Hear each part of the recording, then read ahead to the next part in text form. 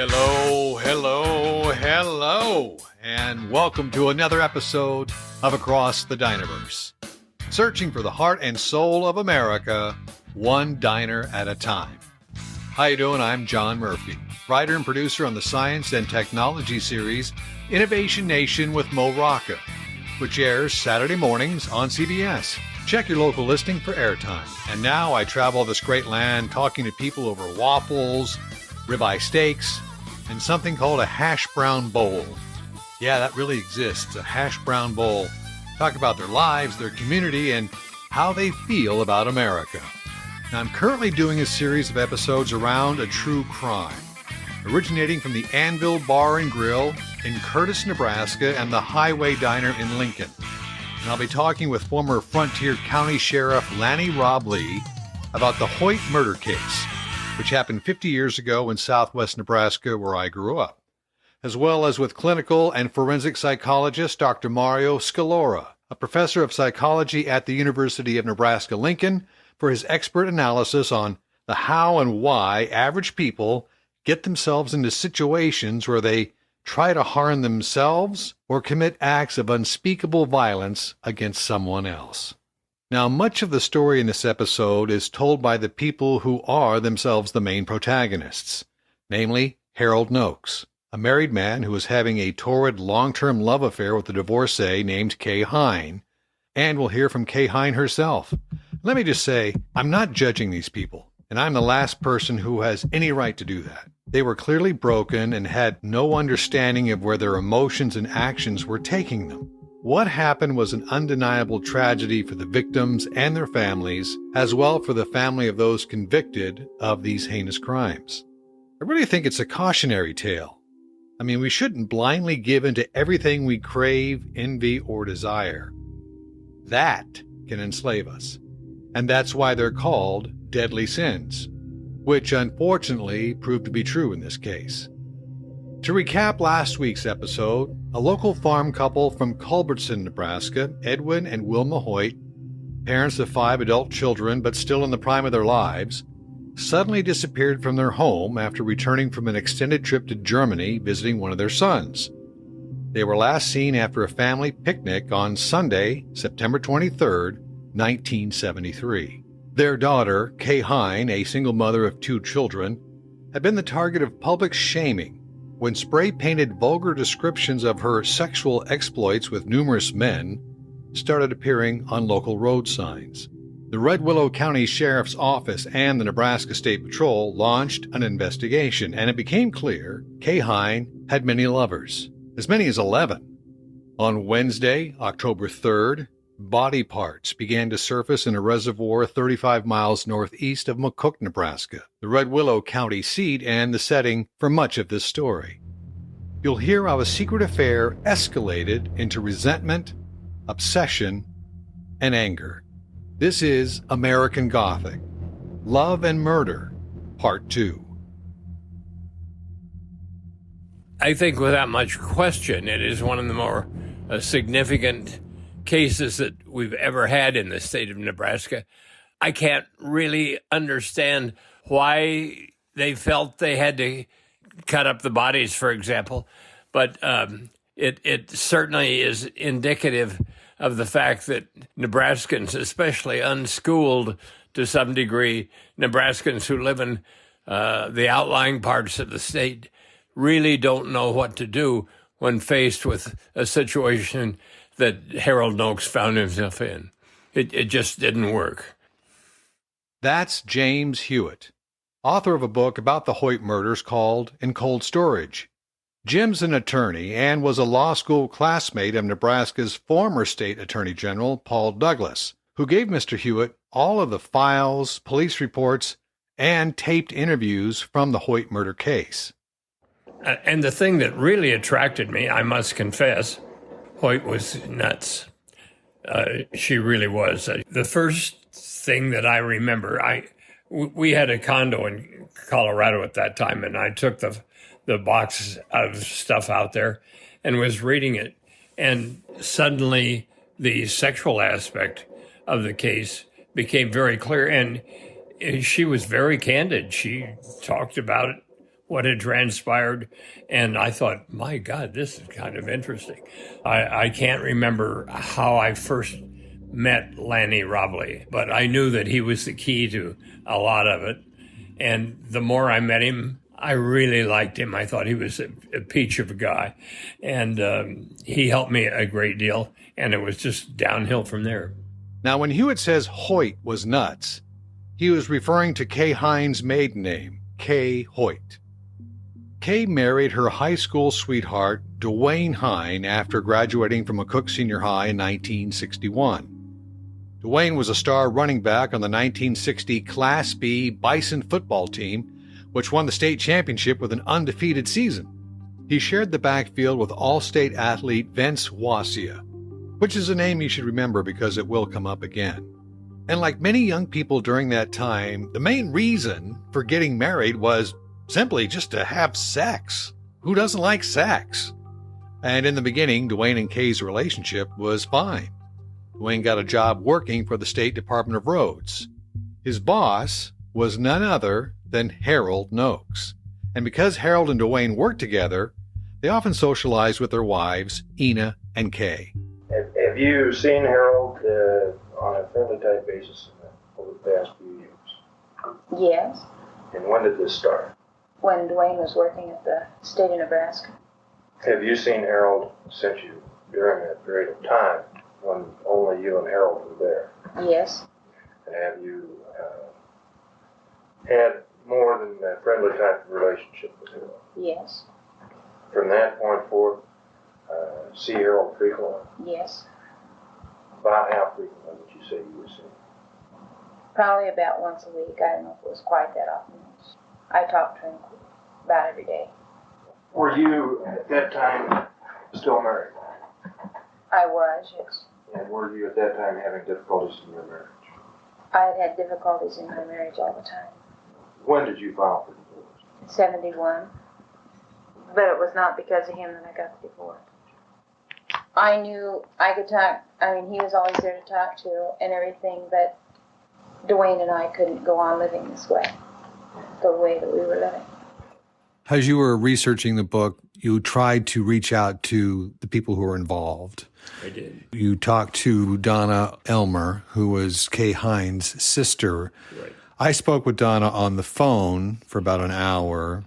She was going to let me come and interview her, but then she changed her mind. Been too hard. She didn't really want to rip off that scab again and deal with it. But I found it very interesting when she told me that she really disliked Kay right off the bat. I think she did not like her sister. Yeah. I don't think any of the family did. I think they were very concerned about her and that she was interested only in her own happiness and her own situation. Her husband, have you talked to her husband? Dwayne? Dwayne? No, I have not. He was very helpful and he didn't seem to be upset about any of this sort of stuff. He wanted to make sure that his daughters were okay.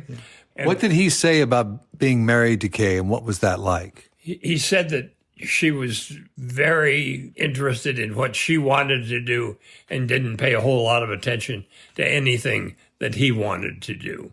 They would play cards, they would go dancing, and that was their social life. Kay got tired of just taking care of these girls. She got tired of just being a house mother, and this all got started at a New Year's dance. Harold Nokes reveals how he and Kay became intimate. The man questioning Harold is attorney Paul Douglas. It was 6 years ago, last New Year's Eve, I guess it was. They was up to Club Elks Club, and come New Year's Eve, I kissed her, and come midnight. I felt at that time she was, I didn't know how you'd say it, but she showed her emotion more than I anticipated. And then, we went fishing and come together since that time, and it was 4 years ago, and last November, I would say, that she called up one evening and wanted to know if I'd meet her. I did. Between the time that you kissed her on that New Year's Eve and the time that you indicated that she called you, had you two ever done anything intimately together? Had you ever had any sexual relations or anything? No. Had you ever kissed or anything like that in between those two periods of time? None that I can think of. And do you remember where you were when she called you? I was at home. And do you recall where you met? I picked her up in front of the hospital. Where? At McCook, Big Catholic Hospital. And did she get into your car? Yes. And do you recall where you went? We went out on Highway 6 west of McCook.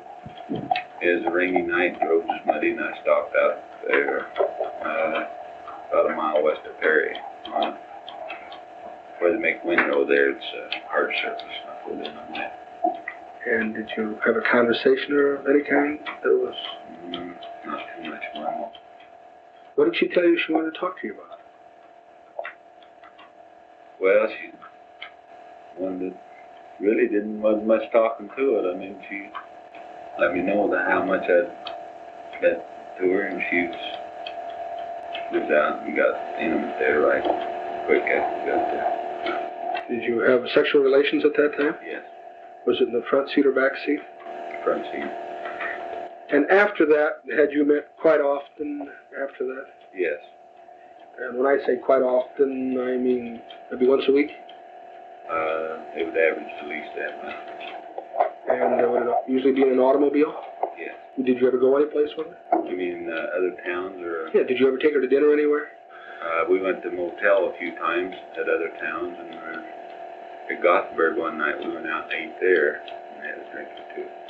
And did you go to a motel in Gothenburg? That's correct. Just the two of you? Yes. And did you check into the motel at Gothenburg? Yes. And was this while she was still married all this period of time?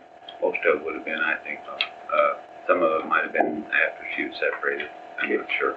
And then did she get a divorce from her husband? Yes. Did she tell you why she was getting a divorce? She said that she didn't want to be with two men. She said she felt guilty whenever she went to bed with him, and she wanted to be free. Was there any talk of her divorcing her husband and marrying you? Very little. I told her I wouldn't leave my wife. And what did she say about that? That seemed to be agreeable with her at that time. Is it fair to say that you two enjoyed each other? Yes. I assume that you enjoyed hers? Yes. Almost as much as she probably enjoyed having your company. Yes. Was there a particular reason why you found yourself going with her? Did you give her any reason why you were going with her? No, we was attracted to each other, and other than that. I met up with clinical and forensic psychologist Dr. Mario Scalora in Lincoln at the Highway Diner, and I asked him what seemed to be the most obvious question. What is it about the makeup of somebody that makes them get involved with other people outside of committed relationships? What is the need there? Well, there are a lot of reasons why that happens, and I can't speak to that specific person, obviously, as we talked before. You know, sometimes people do those things because they're unhappy in their current relationship and they're finding happiness elsewhere. Excitement, thrilling, new. And in some cases, people do it because it's exciting and thrilling. They're looking for where they can do it. And sometimes there's the thrill of, can I get away with this? Right. You know, it takes some nerve to be able to do this with your best friend. It takes balls, for sure. Well, you know, depends which body parts are involved. But it does take some nerve to do that. And there's some folks who will do that because they're longing for something else or they're interested in other sexual interests, but they're going to do it elsewhere. You know, nowadays you can look on your phone, flip right or left, and you can find somebody easily.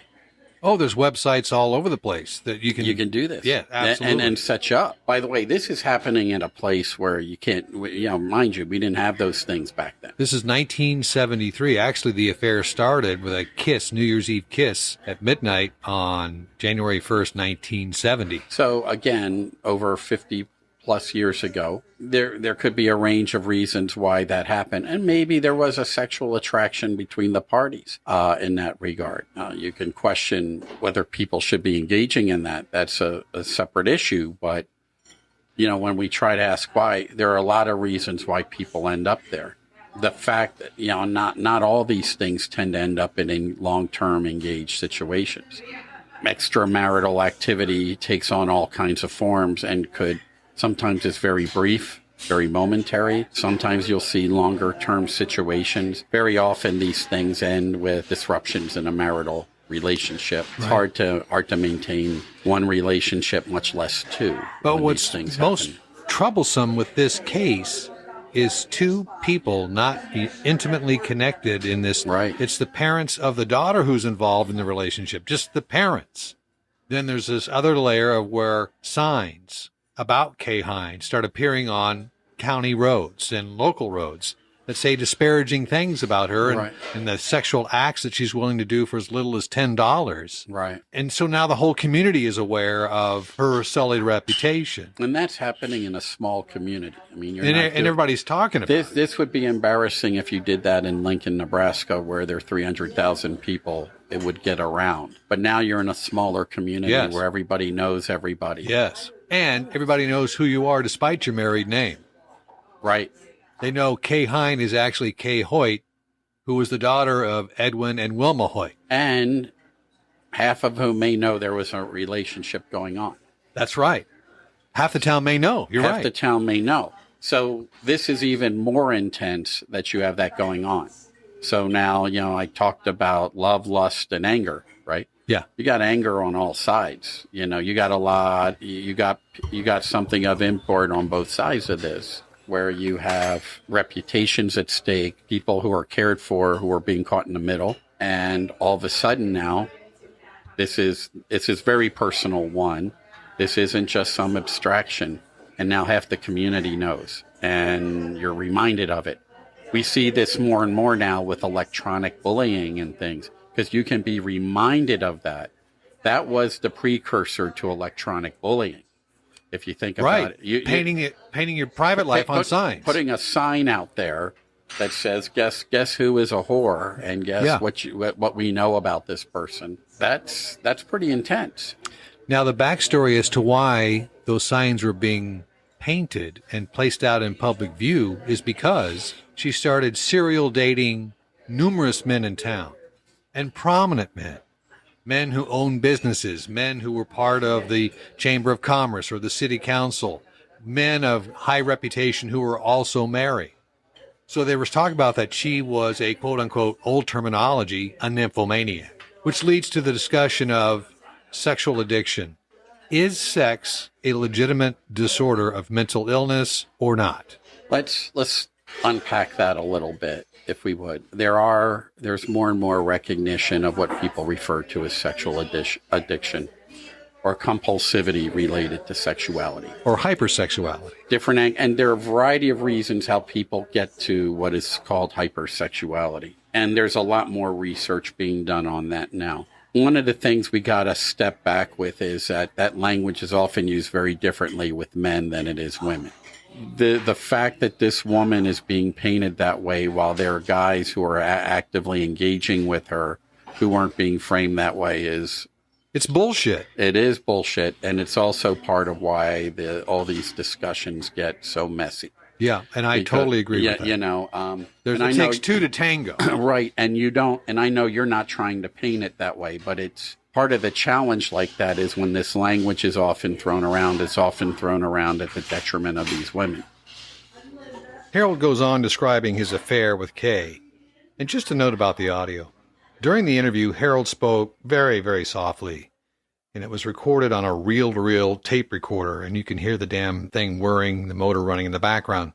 So it took quite a bit of audio tweaking to hear Harold's words. So you may hear some spikes of loudness, and you might want to just pay really close attention for the next couple of minutes. Do you think she was in love with you, Mr. Nokes? I thought at the time maybe she was. Do you know if you thought you were in love with her? Yes, I could say so. But in spite of the fact you loved her, you felt you still did not want to leave your wife for her. Is that correct? That's correct. Now, Mr. Nokes, up to this time that she filed for divorce, had you had anything except a normal sex relation with her? I don't know exactly what you mean, but... You know what oral sodomy or oral copulation is? Was there any oral copulation? Yeah. And had she had oral copulation with you? Yes, she did. And had you had any oral copulation with her? No. As Kay's affair with Harold continued, she eventually filed for divorce from Dwayne Hein in September of 1971. And at the time, Nebraska didn't have a no-fault divorce law, which meant Kay had to show cause to a judge why her marriage should be dissolved. Kay ended up accusing Duane of both verbal and physical abuse toward her and their daughters, as well as alienation of affection because of his outdoor sporting activities, which was hunting and fishing. Kay was able to convince her parents, Edwin and Wilma Hoyt, to support her claims in official statements to the judge. And her affair with Harold was never mentioned because Duane was unaware of it. Kay was granted a divorce and custody of their daughters, Angela and Brenda, in November 1971. Duane eventually moved away and took a job with the Burlington Northern Railroad in Yuma, Colorado. Is there any other kind of sex activities that you had with her up to this point, up to the point of her filing for divorce? She was real aggressive and quite a bit to satisfy her. Do you think all during this period of time that she was having an affair with anyone else except yourself? As far as I know, she wasn't. I didn't believe she was anyway. Then she filed for a divorce, and she got the divorce. Is that correct? Did you ever tell your wife about the relationships that you were having with Kay Hein? Eventually, yes. How did you happen to tell your wife about Kay? Well, the main reason is I never did like to hide anything. I couldn't see sneaking around about what we was doing. I couldn't see that. So I told her about it. And what was her reaction to all of what she told you? Well, she was afraid of that. She had suspected it. Did you make any promises to her that you wouldn't see Kay anymore? No. She never asked you to quit seeing her? No. And did you continue to see her after you told your wife about it? Yes. Was your wife aware of the fact that you kept seeing her? Yes. All right. Had the three of you ever done anything together? Yes, we have some, yes. And can you tell me the first time that the three of you got together? I would say that was along in the middle of 72, shortly after I told my wife. Okay, and can you tell me what happened or how it happened? I mean, did you call Kay, or did your wife bump into you and Kay together, or what happened? I had mentioned before about the Kay, and she said, well, anyway, that she could get in my bed and be fine with her. And Excuse me, I misunderstood what you said. You mentioned what to Kay? that I'd have her come over and stay with us some. She said that was fine with her. And so I approached that to the wife. She was afraid to lose me, I think, and she went along with it. And she thought a lot of Kay because her and Kay did a lot of things together. Were they friends? Yes. And so, did you call Kay up one day? Yes. And what did you tell her? I told her, I don't remember exactly the words I did tell her, but one know she come over and as long in the evening as night, and she was there in just a few minutes. She picked up her kids and come over. She came over with her children? Yes. And what did she do with the children when they came over? Well, they had their bed. Most of the time we was together. It wasn't for that. We played cards and had a good time. And the children went to bed? Well, Kay stayed over at the house, I would say, at least once a week from that time on for some time. And during that period of time, were the three of you go to bed together? Some, yes. And if she stayed all night, we all went to bed. You have a big double bed? Yes. And the three of you went to bed together? Yes. And as I understand it, you'd have relations with one or the other or with both of them? Yes. And there was some sexual activity between the two women, periodically, as I understand it? Some, not too much. How long did this conduct go on? Went on until just about a year ago, something like that. January or February. And then what happened, if anything, right about that time? Well, long in December, Kay had hit her head. My understanding was she was at home and she raised her head up under the cupboard and caused her to have a concussion. And she was in the hospital. And from that time on, her disposition changed. And whether that's what caused it or not, I don't know. Okay, that would have been December of 72 then? Yes, but it was probably a couple of months after that kind of stopped. Did you three of you have a quarrel, or was there a quarrel between you and Kay, or Kay and your wife, or you and your wife and Kay? I don't know what you're referring to. The one time that she called me an SOB and I'd slapped her. I really wasn't referring to anything. What I'm trying to find out is, why did the three of you quit going to bed together? Well, that I really don't know. That's what I was telling you, that it seemed like she had this concussion, that she had to change an attitude towards everything. Well, and about that time that she kind of stopped coming over. And did you still keep on inviting her to come over? Some, yes. And did she say no, she didn't want to come over? That's right. Okay, so after hearing that story, I had to get Dr. Scalora's input on this three-way relationship between Harold, Kay, and now Ina. There's a lot of different stuff that goes on when we think about people engaging in heightened sexual activity. Compared to 50 years back, people are discussing this a lot more. Oh, yeah. Back then it was in the shadows. Right. And so when you think about issues around sexually compulsive behavior, or what some people may call addictive, right? Sometimes the addiction piece is very descriptive because some folks feel like they have a hard time controlling it, right? It is very difficult, and sexuality is very stimulating, like a drug could be, right? And it could also lead to harmful behaviors and side effects like a drug could.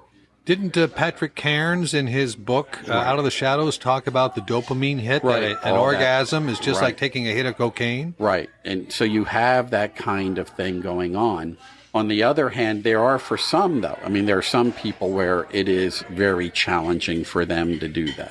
It is hard for them to figure out how to control that. And then there are some who engage in sexualized behaviors who can manage it. The manageability issue. And how do we differentiate between the two? We're still sorting out, to be frank about it.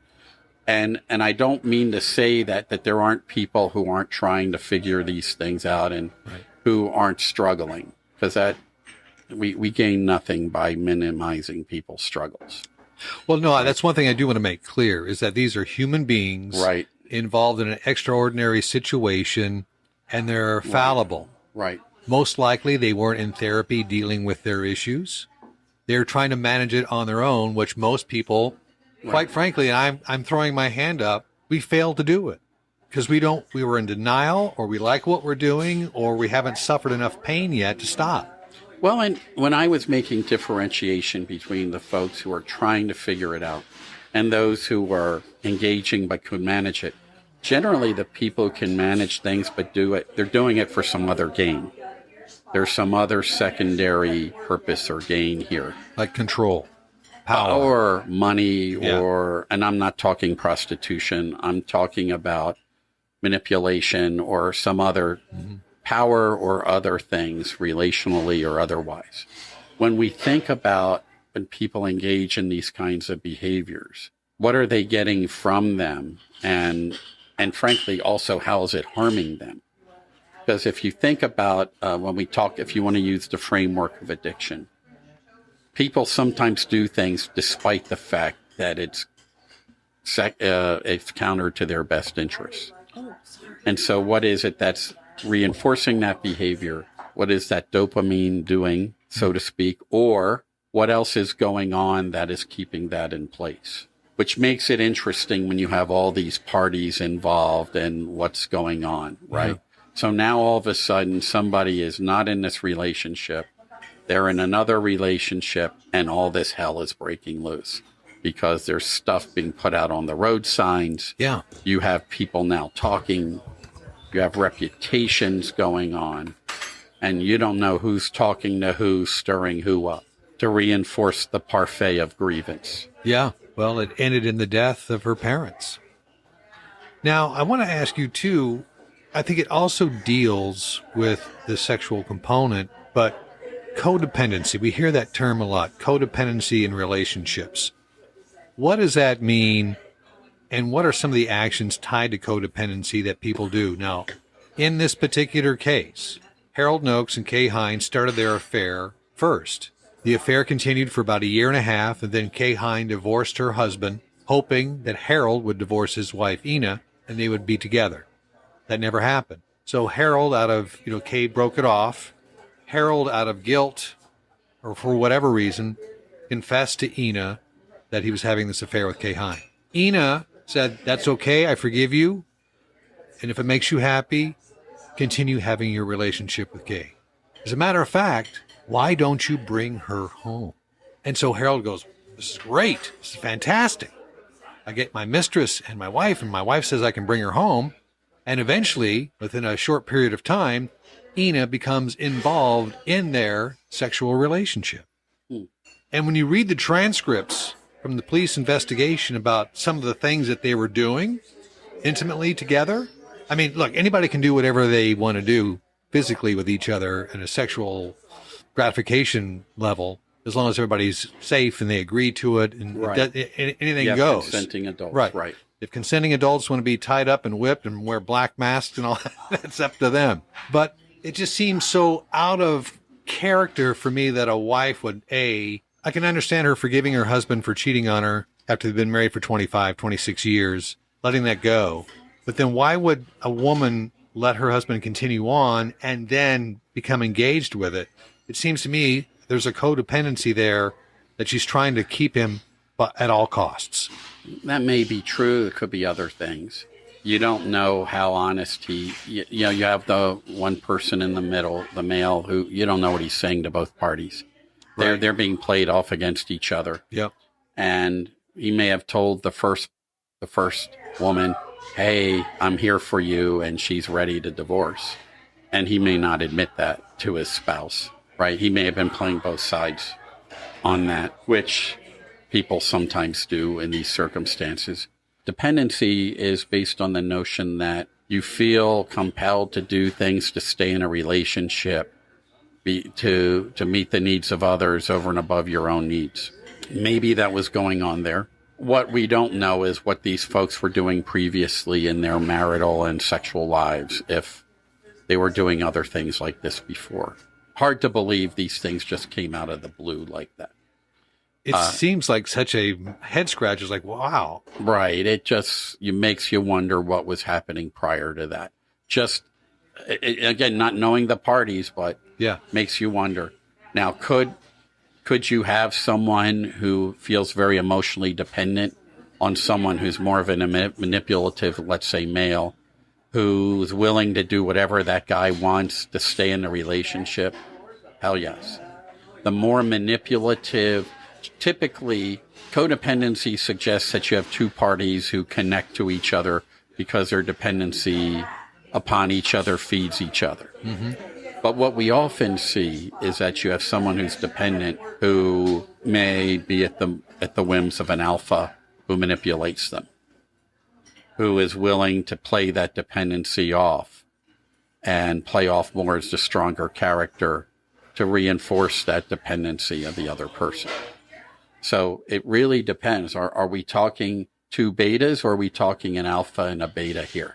Many people to this day, including myself and the lead investigator, Sheriff Lannie Roblee of Frontier County, believe that Ina Nokes is a lot more involved than what was confessed to. Mm-hmm. A lot more manipulative than maybe people were aware of. You know, again, it's all secondary, and it could be considered gossip and things like that, but coworkers and things like that said she was very cold, very standoffish, very calculating, very efficient, very good at her job, but was just a different kind of person who wasn't really an open book and really wasn't a warm, inviting person. She was very kind of cold and very... Doesn't sound like an easy manipulated person. Exactly. Yeah. So is actually she the one who's controlling Harold? Or they're not controlling each other. They may have been feeling mutual needs there. You describe, this case involved a rather gruesome crime. Yes. A rather gruesome activity to get rid of the bodies. Taking an axe and cutting the bodies up in a very butchered... You either have one very strong party and a weak party who acquiesces, or you have two strong parties who are sharing the grievance. I'm glad I'm not a producer as to figure out the storyline. That's why this case still resonates with that community. And quite frankly, people in the state of Nebraska who know about the case still scratch their heads and go, that is some wild, tangled story. I don't know if we ever will understand truly what was going on. I would agree with you. This ménage à trois, which sounds so fun and erotic in French, went on for some time during the summer and fall of 1972. But the dynamics became strained. As Harold mentioned earlier, in December, Kay accidentally hit her head on a kitchen cabinet, giving her a concussion.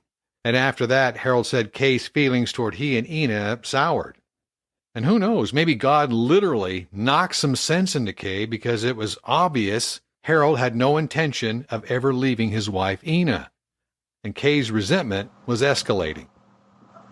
Now, you indicated there was some type of relationship with Harold. Was there also a relationship between you and Harold and Harold's wife? Yes, there was. And do you recall about when that started? July 4th. Oh, there were problems, but it all came to a close after Kansas City. What happened in Kansas City? I got very upset. We went out, and then I got upset. And it wasn't at Kansas City. We left there, and we were, I can't remember the name of the town that we stopped, for sure. And we stopped on the way home, and stopped and ate supper. And we went out, and went back to the motel, and he slapped me around. I called him a name, and he didn't think I had any cause to be upset. Neither did she, and I was very upset. And we went back to the motel, and he was very upset with me because I was upset, and he didn't think I had any reason to be upset. And he slapped me around quite a bit, and I came home, and I was pretty bruised up, and they told their son he was supposed to be at a guard meeting, and he wasn't. And so we went, and they said, well, you stay here to get feeling better anyway. And I was pretty well bruised up, and Owen saw me, and their son saw me, and it was passed off that I had fallen, and he had slapped me around, and I had ran, that night I ran out of the motel, and I did fall down on the street, and I skinned my knee up, and that, but he slapped me around. I got a black eye, pretty rough, bruised up, and that was... What had led up to the party? Well, they could go out whenever they wanted to, and this was great, and this was fine, and I wasn't supposed to, it wasn't supposed to bother me, and it did. And so then when we did get to go out, well, everything was supposed to be, she was supposed to get, he'd dance with her, and then he'd dance with me, and then he'd dance with her, and he danced with her more than he did with me, and he didn't think he had, neither did she, and I didn't like it, and I knew that it was never going to work, and then he couldn't understand why I was disgusted or why I was mad, and he said something, and I told him just to leave me alone, and one thing led to another thing, and then I called him son of a bitch, and you don't do that to Harold. Because Harold had a pretty violent temper. He doesn't get mad very often, but when he does. But what about Ina? She never really says too much. She says what she thinks, but she knew she was smaller than I was, and she never really said too much. And she didn't think that he had done anything that night. But Did you come back that night, or did you come back? yes, we came back that night about as fast as he could drive, and Was that when things broke up between you? yes, that was the last time that I'd been over there until she tricked me coming over. According to Kay, she did her best to cut ties from the Nokeses, but they wouldn't let her go. Now, the day that you went over there when Ina had called, what happened after you? Ina took my car and parked it over in front of Eastwood Schoolhouse. I didn't know this at the time. All I knew was she took my car. And I went in, and then she left that, and then she came back, and then she went back to work. And while she was gone taking my car back, between the time she took my car back and went to work, well, I tried to get out, and I didn't get away that time. He'd caught me. I couldn't get the door open. It sticks. And so when she came back, he says, we almost goofed the whole thing up because she almost got away. And so then she went back to work, and he said he wanted to talk to me after she left. And I said, what do you want? And he said, I'm going to talk to you after she goes back to work. He said he wanted me to go to the basement. And I said, what for? He said he wanted to talk to me in the basement. And I said, why? He said, just go down. He wanted to talk to me. So he followed me downstairs. I was scared. I was very scared. I was frantic anyway. I went down. He followed me down the stairs. And in the washroom, he had put a deer gun in the washroom. And he told me to just wait a minute. He said, just stand over there a minute. And he reached in the door there at the washroom and opened the door up and brought this deer gun out. And he says, all right, now take this and end it all. He says, you should have done this while we was deer hunting. He'd have been a lot happier if I'd have just shot him then when everybody was happy and everything, and it'd all been over with, no problems then. And I looked at him and I said, you've got to be kidding me. And he says, just go ahead and do it. And he says, I'll be a lot happier. He said, just do it. And he says, then nobody's going to. He says, then you can just leave. I said, do you really think that I'm that stupid? And he says, go ahead. And I never even touched the gun. I wouldn't even touch it. And he says, well, you won't do it. And I said, no, I won't do it. I said, I've got 2 kids that I want to raise. He said, well, this wouldn't hurt. Yeah. Anyway, he put the gun down or took it back upstairs. I don't remember for sure what he did with the deer rifle. But anyway, we went back upstairs and sat down. He said, now, by that time I was crying and I was very upset.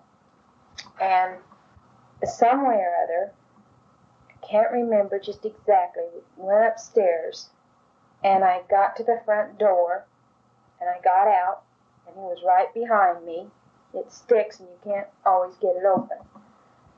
And I had a time getting it open, or not, it just happened to come open that time. The time before I had a time getting it open, I got caught and he was right behind me.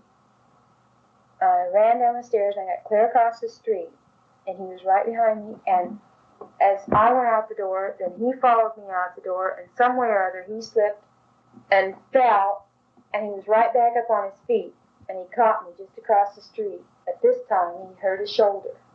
This is when he hurt his shoulder. He caught me and made me go back in the house, and he says, all right, now that all the neighbors know all this, and he says, that's a real pretty sight for all the neighbors and all this and that. And right then, I didn't really care about what neighbors knew it or anything. Went back in the house, and I got sick.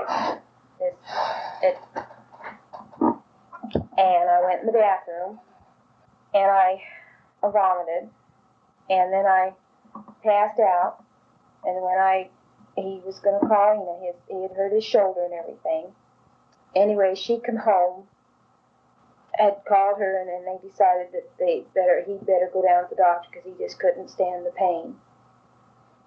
He asked me if I was all right, and I said I would be all right, just to leave me alone. Then he made me promise that when they got back from the hospital that I would come over and talk to him. Well, there was nothing else I could do to get out of that house but promise that I would come back to talk to him, because I was scared to death then. So I told him, yes, I'd come back, and I knew I wouldn't. I mean, nobody would. And so then this is how I knew my car was over at the schoolhouse. And then they went on down to Holdridge, and he was in the hospital down there. And when they come back, well, they wanted me to come over, and I never did go back over. Did they keep on going? Yes, all the time. It seemed the more Kay tried to end the relationship, the more desperate and aggressive Harold became. He told me I was a liar and I was terrible and everything, and that they thought I should pay for the food that I ate while I was over there, and that I should pay for my food and everything, and that if I didn't, he was going to see to it that I lost the kids, and that he was going to do all sorts of things, and he was going to hurt me in any way that he could hurt me. Anything that he thought that he could do, he would do. He called the welfare office and told them that I wasn't turning all the money that I was making, and I used my car a lot on the job, and I was taking mileage and this and that, and then he thought that he would stop all the welfare that I was getting on the kids because he didn't think that I could make it without this money from the welfare. And he called the welfare office and told them that he thought that they'd better check into this, check into mine. And as far as he knew, he went along with this. I thought that he had completely stopped all of the welfare. Well, it didn't stop all of the welfare at all. Did he continue to call, or did he Yes. continue to call all summer? Did they ever make any threats to you? Or Yes. what kind of threats? Other than That he would hurt me any way that he could, and he would either love me all the way or he would hate me all the way. And some way or other, that he was going to hurt me very, very much. And if he couldn't get to me, and I asked him what he meant, how he was going to hurt me. I said, I suppose he's just going to shoot me and get it over with. And, well, that would be too easy because I wouldn't really feel the pain. You know, when you listen to Kay's side of the story, the main question you probably have, as I did, is why? Why couldn't Harold accept that a long-term love affair involving both his mistress and his wife was untenable? I mean, it couldn't last forever. And why wasn't Ina Nokes happy that her husband's lover wanted to end it and just leave? I mean, it's a win-win for everybody, you'd think, right? It doesn't make a damn bit of sense. And I pick up the conversation with Dr. Scalora at the Highway Diner in Lincoln. You know, the why is a question people look at a lot. And I think one thing to recognize is there's really not a one-size-fits-all for criminality. People get into trouble for a variety of reasons. There's some people who get into trouble as a young person, just frankly, bad judgment, or they thought it would be cool or interesting. There are some who engage in crimes because they like it. They enjoy the thrill of it. They enjoy being able to get away with things. They like stealing things. They like doing things that they could benefit from as a result of that behavior. And there's some who get caught in bad situations and make bad decisions and engage in a crime because they're at the wrong place at the wrong time. They may have had attitudes where they thought they might hurt someone, but they didn't act on them before.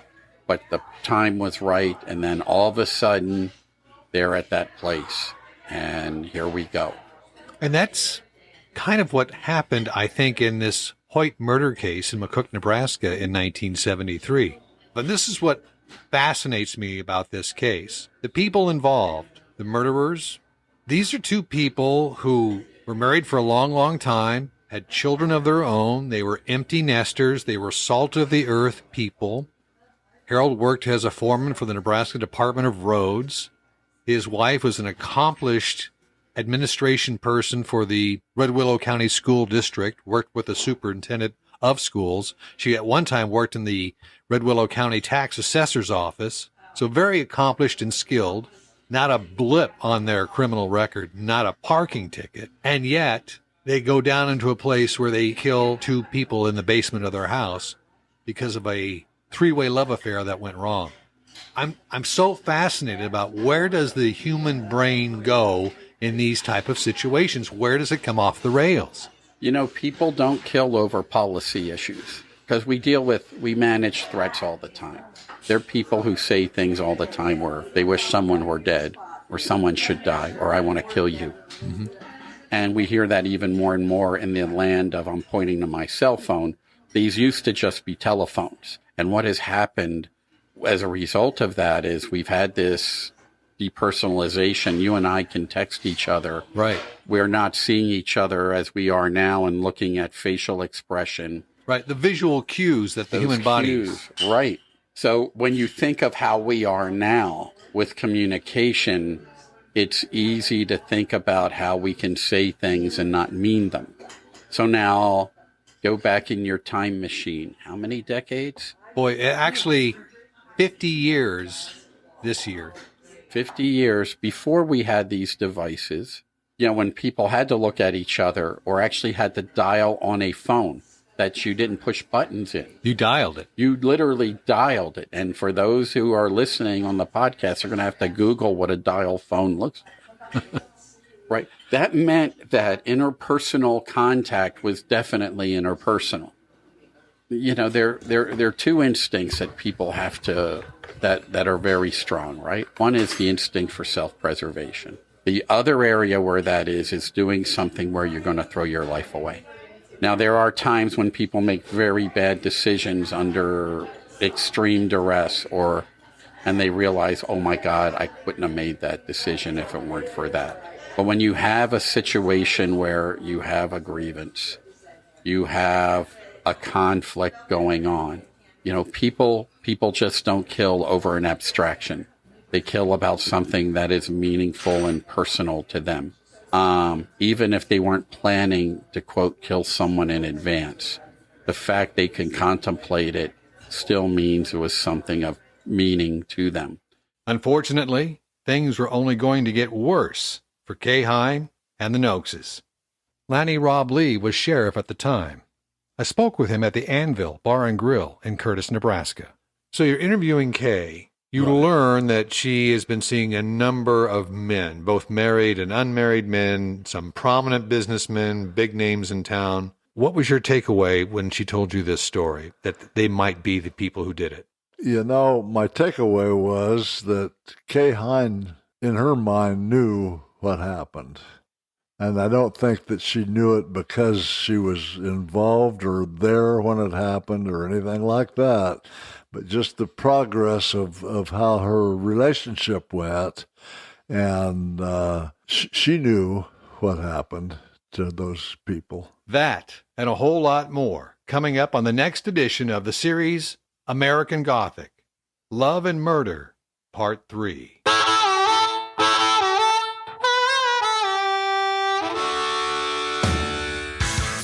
And that wraps up another episode of Across the Dinerverse, from the Highway Diner in Lincoln, Nebraska, and the Anvil Bar and Grill in Curtis. A huge thank you to Lannie Roblee, clinical psychologist Dr. Mario Scalora from the University of Nebraska-Lincoln, and the author of In Cold Storage, Mr. James Hewitt. The book published by the University of Nebraska Press and available on Amazon. Theme music by Keith Brock and the Kings Who Rock. And if you'd like to support the podcast for as little as $3 a month, just $3, and I appreciate it, please visit my Patreon page at patreon.com/Dinerverse. That's patreon.com/Dinerverse. Across the Dinerverse, searching for the heart and soul of America, one diner at a time. What's your story?